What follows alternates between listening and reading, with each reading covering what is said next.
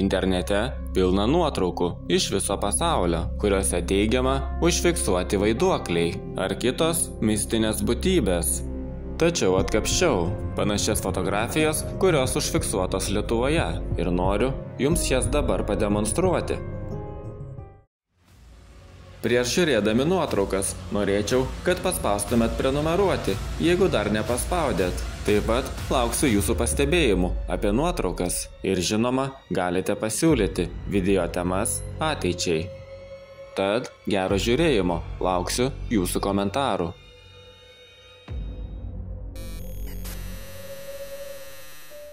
Jauna mama 2017 metais nuotraukoje užfiksavo tai, nuo ko jai pradėjo linkti keliai.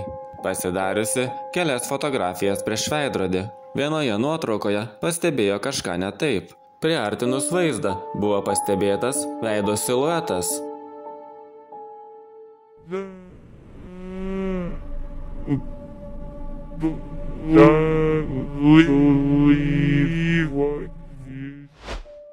Mergina vardu Violeta pasidarė asmenukę, tačiau atidžiau įsižiūrėjusi į nuotrauką, ji plaukuose pamatė veido kontūrus.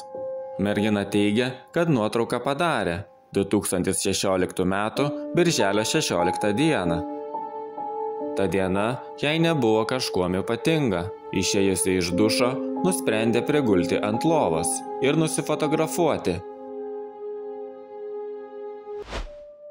Sutemus vaikštinėti kapinėse daugeliui būtų nejauku. Dar nejaukiau būtų užfiksuoti vaiduoklį ar kažką panašaus. Tokį vaizdą viena mergina fotoaparatu Dusetų kapinėse užfiksavo 2010 metais, lapkričio 1 dieną. Vaikštinėdama kapinėse, ji fotografavo aplinką. Grįžusi namo, ji pastebėjo, kad vienoje nuotraukoje užfiksuotas žmogaus siluetas, laikantis kryžių.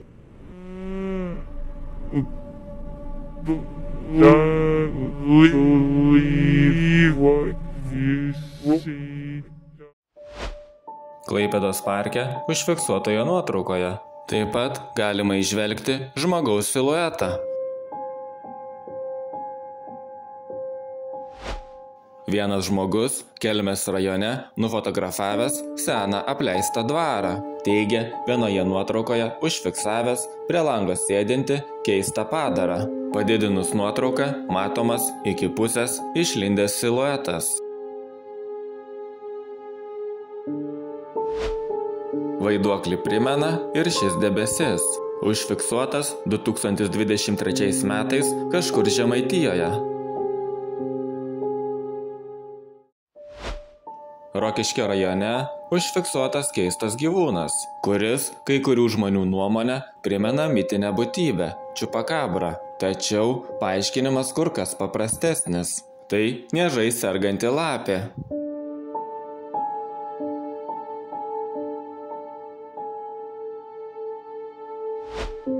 Šalia upės sėdintis mįslingas padaras atrodo gana šiurpiai. Kaip jūs manote, kas tai – gyvūnas ar kažkas, ko negalima paaiškinti? Šią nuotrauką 2012 metais birželį užfiksavo Google automobilis su įtaisytomis kameromis. Debeikiuose pastebėtas neatpažintas skraidantis objektas. Skrido labai lėtai arba net kabojo vietoje. Tačiau dar keisčiau, kad Google 2014 metais pašalino šį objektą iš tos vietos, kur jis buvo matomas. Objektas buvo pašalintas rankiniu būdu, o ne todėl, kad buvo atnaujinti vaizdai.